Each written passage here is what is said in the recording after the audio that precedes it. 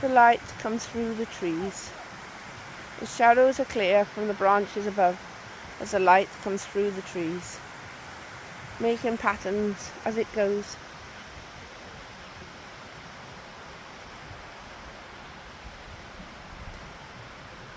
The light, the algae, all is the forest.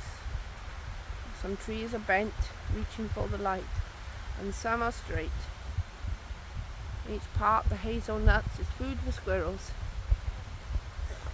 They grow fast and quick.